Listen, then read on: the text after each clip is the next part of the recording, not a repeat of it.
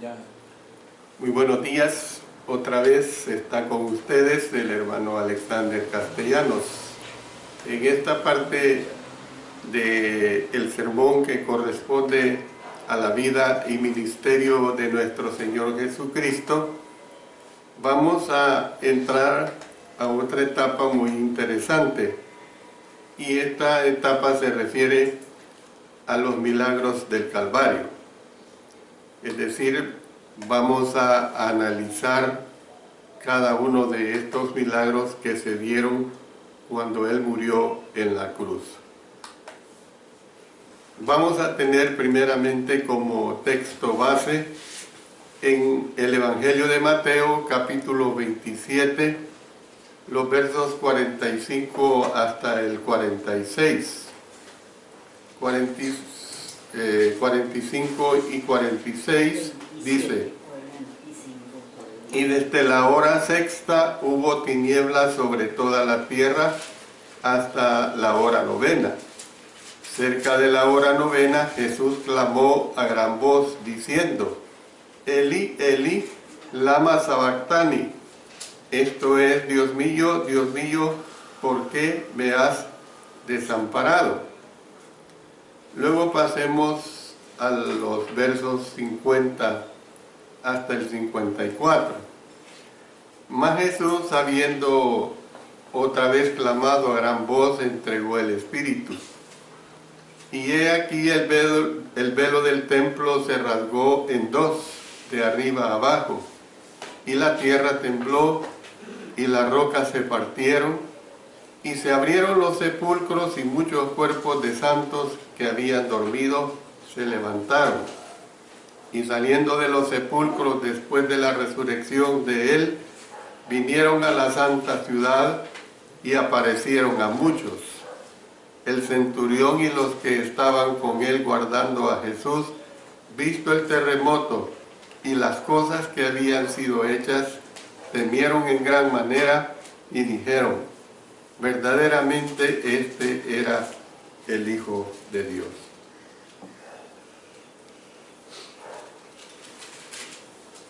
En los alrededores del monte Everest se yerguen algunos de los picos montañosos más majestuosos del mundo. Sin embargo, debido a la altura del Everest, y doy una aclaración ligera de este monte, el monte Everest es el monte más alto del mundo, se encuentra en la cordillera central del Himalaya, entre la frontera del Nepal y Tíbet. Tiene dos cumbres, de las cuales la más alta se llama la cumbre del norte, que alcanza 8.553.5 metros sobre el nivel del mar, o sea, 26.560.5 pies de altura. O sea que para que un avión pase por esa zona y evitar cualquier peligro, al menos debe pasar a unos 28.000 pies de altura, para evitar un riesgo. Nosotros aquí en El Salvador, a pesar de ser un territorio tan pequeño, hay muchos volcanes. Un bonito volcán es el volcán de Izalco. Este volcán tiene 1.950 metros de altura, o sea, 5.850 pies. O sea que el monte Everest es 4,5 veces más alto que el volcán de Izalco. Ya usted se puede imaginar. A mí, cuando voy por el lado de Sonsonate o al Cerro Verde, pero más me gusta la vista cuando se va en la carretera, cómo me agrada ver el volcán de Izalco por su forma cónica pareciera que Dios lo dibujó. Así se ve, muy bonito. Ya usted se puede imaginar la altura de este monte Everest. A través de la historia, hombres que les gustan deportes de alto riesgo lo han escalado. Muchos de ellos han muerto. Quizás la mayoría de nosotros jamás hemos oído de esos montes. Entonces, ¿por qué estoy hablando de ello? La grandeza del Everest ensombrece a cualquier persona. Pues de un modo parecido, muchos milagros extraordinarios se agrupan en torno a la cruz de Jesús. Y entre ellos tenemos el oscurecimiento del sol, el poderoso terremoto, el partimiento del velo del templo, la apertura de los sepulcros y la resurrección de los muertos santos.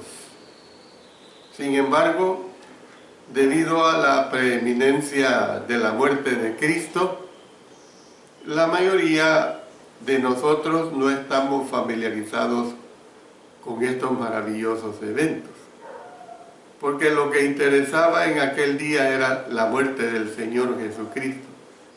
Pero estos fenómenos naturales que ocurrieron le dieron realce a esa muerte del Señor Jesucristo.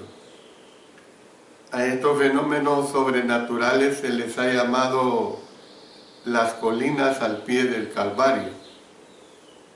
Cuando se les entiende como es debido, cada uno de ellos resalta la maravilla del sacrificio de nuestro Señor Jesús. Se habla de que la cadena de señales que se ciñó precisamente alrededor de la muerte de Jesucristo y la forma en cómo se dieron, ató firmemente al único significado de la redención eterna. Por eso es que al analizar estos milagros del Calvario, yo deseo que el estudio nos ayude a cada uno de nosotros a apreciar más plenamente lo que Jesús hizo por nosotros. Con esta ligera introducción, vamos a ver el primero de estos milagros. Ahora, en este mensaje solo le vamos a poner atención al primero de estos mensajes, y se refiere a las tinieblas, o sea, un portento divino. Un portento es un suceso o cosa admirable o extraña, y esto es lo que podemos analizar a las tinieblas como un portento divino. Y vamos a ver lo que sucedió. Hágase usted un cuadro mental del escenario del Gólgota. Piense usted y trasládese un poco a ese escenario. Dice la Escritura que hubo actividad desde las 9 de la mañana hasta el mediodía, y que el Señor Jesús estuvo primeramente ocupado orando por sus enemigos. Segundo, preocupándose por su madre. Tercero, salvando a un ladrón. Y cuarto, luchando por respirar. Sus enemigos estuvieron ocupados en dos cosas: luchando, o mejor dicho, echando suerte sobre sus ropas, y luego en segundo lugar insultos sobre sus rostros. Otros estuvieron ocupados como las mujeres que lloraban. Y luego el apóstol Juan, que se llevó del lugar a la Madre de Cristo, para que no viera los últimos momentos de la muerte de su Hijo amado. Luego, repentinamente, la actividad cesó cuando las tinieblas envolvieron el escenario. Cuando era, dice, como la hora sexta, hubo tinieblas sobre toda la tierra hasta la hora novena, y el sol se oscureció. Bueno, hay mucho, mejor dicho, que no sabemos acerca de estas tinieblas. En cierto modo es un misterio cómo es que fueron estas tinieblas. No podemos estar seguros de cuán completas eran, aunque yo me imagino que eran tan negras que un hombre no podía verse la mano frente a su rostro. Yo he experimentado en 3 lugares este tipo de oscuridad. Las cuevas de Nerja en España, las grutas de García en Monterrey y las grutas que están en Catacamas, en el departamento de Olancho, Honduras. El hermano que nos atendió, fuimos 2 hermanos predicadores a una misión a ese lugar, y él nos deleitó con llevarnos a esas grutas ahí en Catacamas, Olancho, Honduras.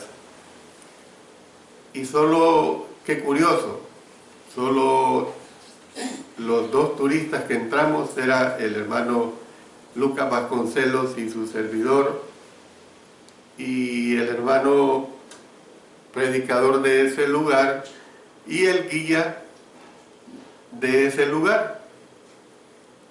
Y comenzamos a entrar y caminar, y es curioso que estas grutas están acompañados de ríos y prenden unas estalactitas maravillosas de estos 3 lugares, pero me quedo con el último.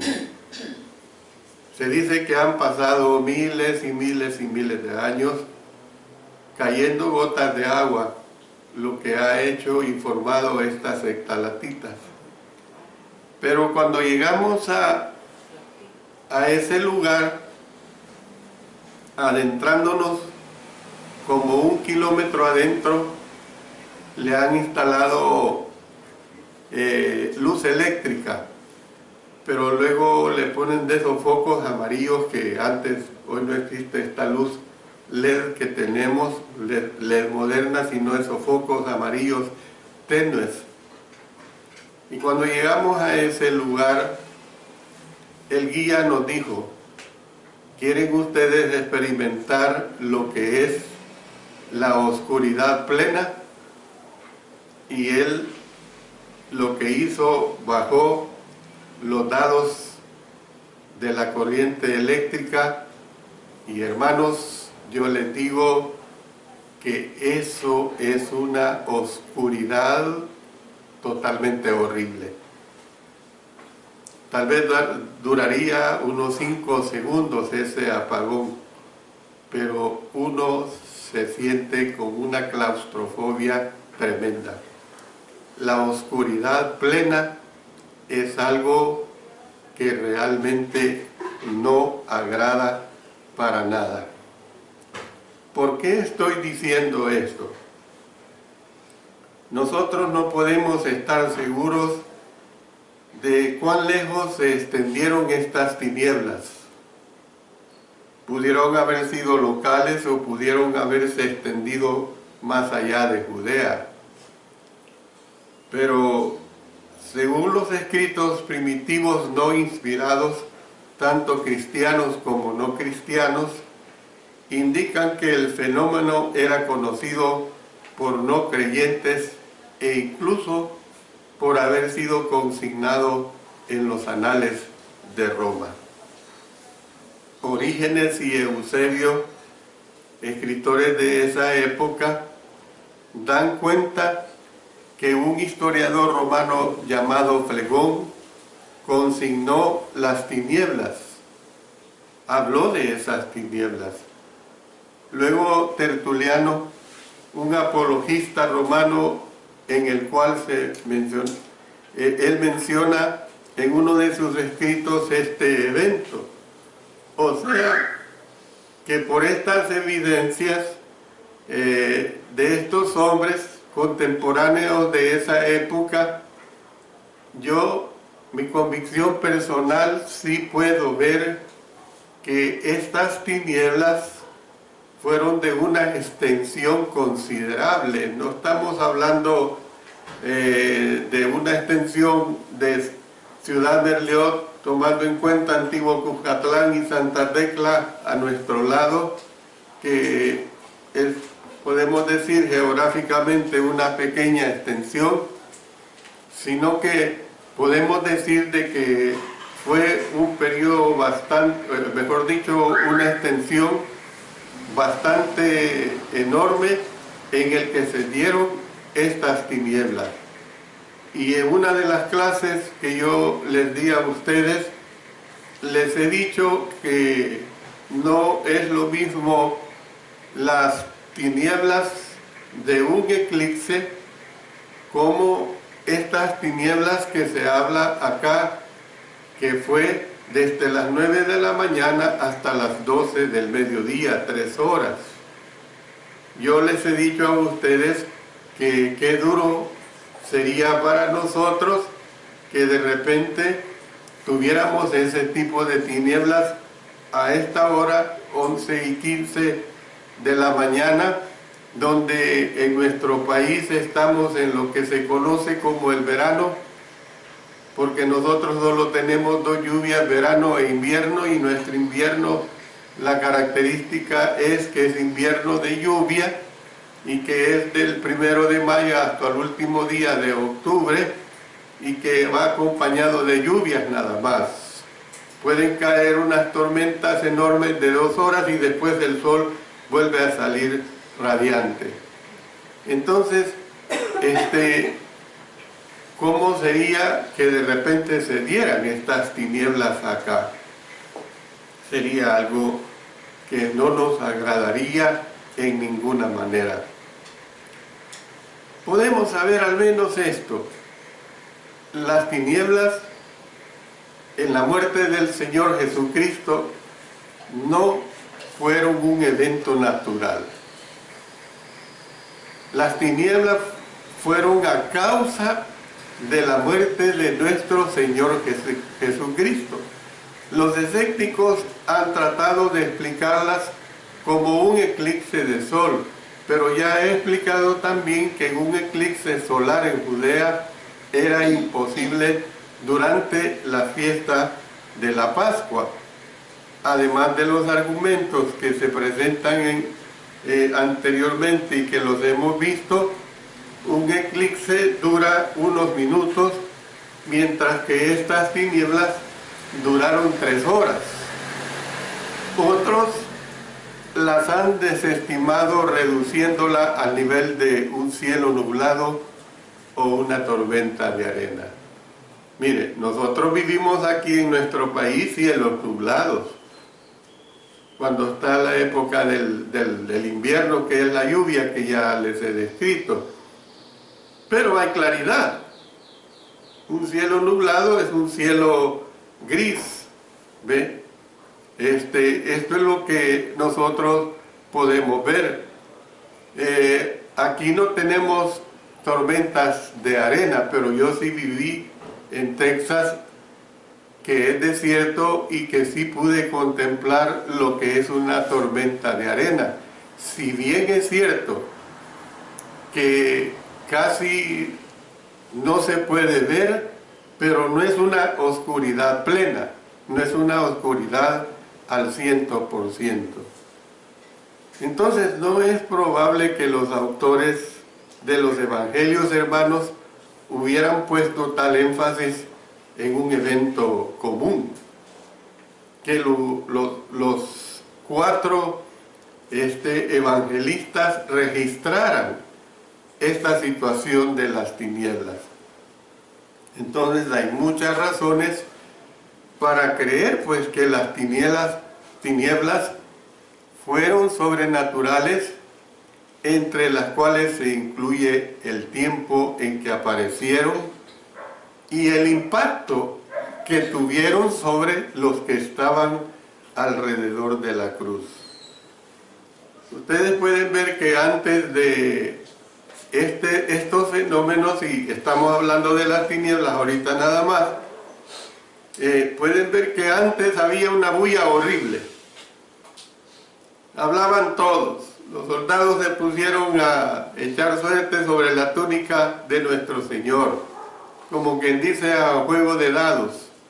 Bueno, el silencio del texto en relación con las 3 horas puede ser indicio de que la bulliciosa multitud guardó silencio. Y es que, ¿qué le podía quedar a las personas en ese tiempo cuando de repente se da este tipo de tinieblas? Antes de las 3 horas, la multitud lanzaba insultos. Después de estas 3 horas, los de la multitud se golpeaban el pecho, dice Lucas capítulo 23, verso 48. Entonces, nosotros podemos ver esta situación claramente de esta manera. Viendo la última parte de esta parte de las tinieblas, que es un portento divino y de lo que sucedió, quiero que veamos ahora lo que significó. ¿Qué es lo que significó? Creo que las tinieblas, hermanos, fueron un portento divino. Ya hemos dicho que un portento es un suceso o cosa admirable o extraña.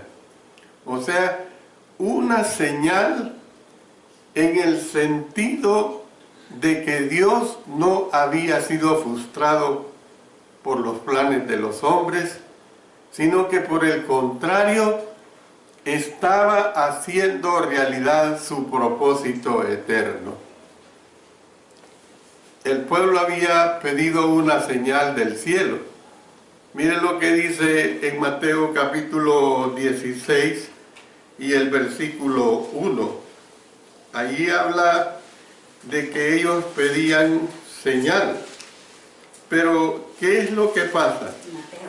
Mateo 16:1 dice: vinieron los fariseos y los saduceos para tentarle, y le pidieron que les mostrase señal del cielo.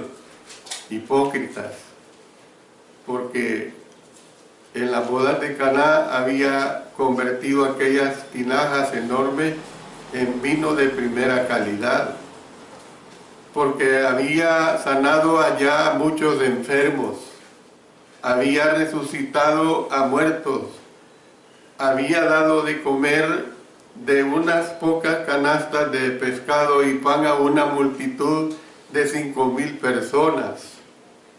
Había resucitado a su gran amigo Lázaro. ¿Ve? Y entonces le están diciendo que le pidieron que les mostrase señal del cielo. Entonces recibieron una que no esperaban. Recibieron una señal que no esperaban. Las tinieblas constituyeron una señal de sufrimiento. La agonía que Jesús tuvo que sufrir cuando murió por nosotros es una realidad. Fueron una señal de lucha, la batalla culminante entre Cristo y las fuerzas del mal.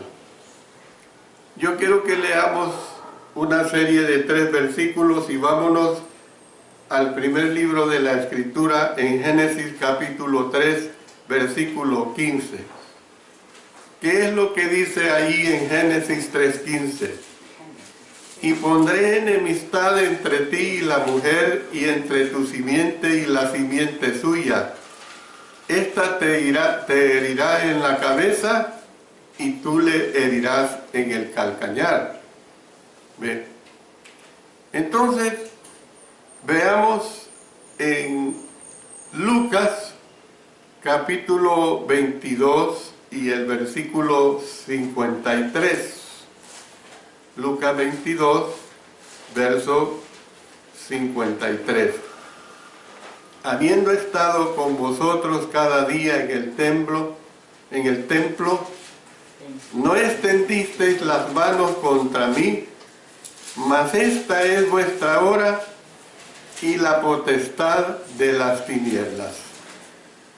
Y por último, veamos en Hebreos, en el capítulo 2 y el versículo 14.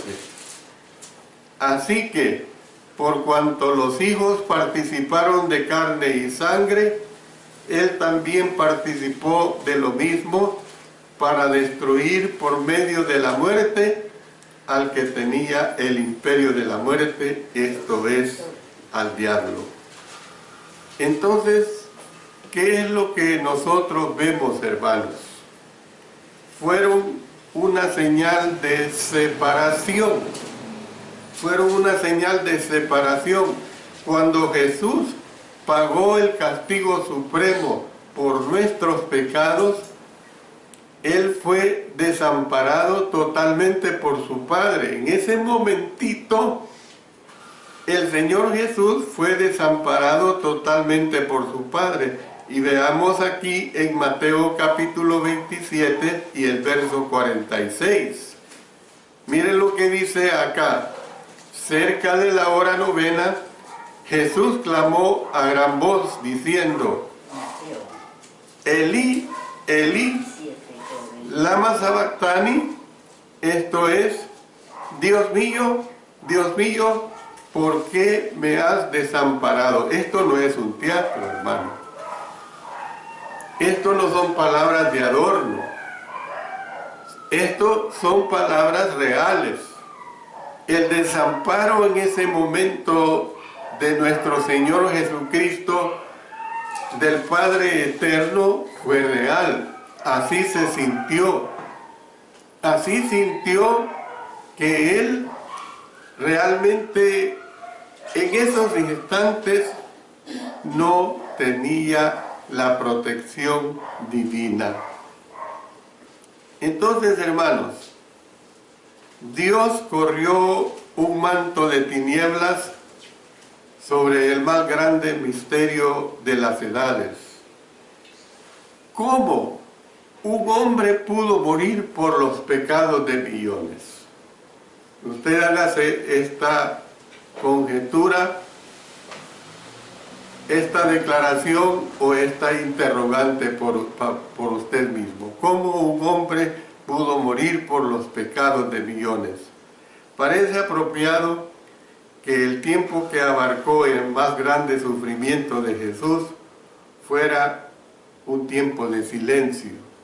Y es que así debía de ser, que el silencio reinara, que en estas 3 horas esta gente que estaba presenciando su muerte al menos tuviera un hálito de meditación en lo que realmente estaba pasando, en lo que realmente se había dado públicamente en estos 3,5 años, en lo que realmente había pasado con el nacimiento de nuestro Señor Jesucristo, en lo que se había dado cuando Él tuvo que huir con sus padres a Egipto por la matanza de los niños porque Herodes no quería que nadie le sustituyera en lo que se había dado cuando por 3 días se les pierde a sus padres y María, angustiada, le va a buscar, y a la edad de 12 años el Señor Jesucristo, ese niño, estaba en el templo disertando con los escribas y con los fariseos. Entonces, hermanos, había que pensar en esas 3 horas de tinieblas, en esas 3 horas de oscuridad, en todo eso que se había dado. Por eso aquel soldado expresó y dijo, en verdad este era el Hijo de Dios. No lo pudo rebatir, no lo pudo devaluar, sino que aquel gentil, aquel hombre que había nacido y crecido por sus padres y por todo un sistema imperial de adorar a los dioses, al dios de la lluvia, de la fertilidad y de lo que fuera, aquel hombre no pudo negar en ningún momento que ese hombre muerto ahí en la cruz era el Hijo de Dios. Entonces yo termino diciéndole esto, que del mismo modo que nosotros nos quedamos completamente en silencio, hermanos, por nuestra incapacidad para comprender plenamente lo que Él hizo por nosotros. Yo como humano, como no lo digo en el punto de vista que no lo entiendo como cristiano, pero si me pongo en la condición de humano, no podré entender lo que Cristo Jesús hizo. Por eso es que el mundo no hace la voluntad de Cristo Jesús. Desde que Él muere hasta los 2000 y pico de años que han pasado. Y mientras el Señor venga, el mundo seguirá actuando así, de esa forma. Pero yo no puedo quedarme en ese silencio. Yo tengo que entender que tengo que pregonar esa majestuosa y maravillosa vida de nuestro Señor Jesucristo. Usted lo puede entender. Aquel que no ha hecho la voluntad de Dios, dice la Sagrada Escritura, que tiene que ponerse a los pies del Señor. Pero ponerse a los pies del Señor es precisamente arrepentirse de sus pecados, confesarlo como el Hijo de Dios y ser bautizado para recibir el perdón de todos sus pecados. En posteriores programas radiales que estaré dando, lamentablemente así nos toca el ciclo, cada 6 semanas yo estaré dando unos estudios acerca de las diferentes conversiones que se dieron en el libro de los Hechos. Y usted podrá todavía aún más tener oportunidad de entender más acerca de lo que es la conversión en Cristo Jesús. Dios nos bendiga, y Dios bendiga a aquellos que buscan la verdad. El tema de este día que presenté fue acerca de la verdad, y ojalá que usted se preocupe cada día por investigar y conocer la verdad de nuestro Dios. En el próximo estudio vamos a ver la segunda señal, y esa segunda señal es el terremoto, también como muestra del poder divino. Dios bendiga su bendita palabra. Amén.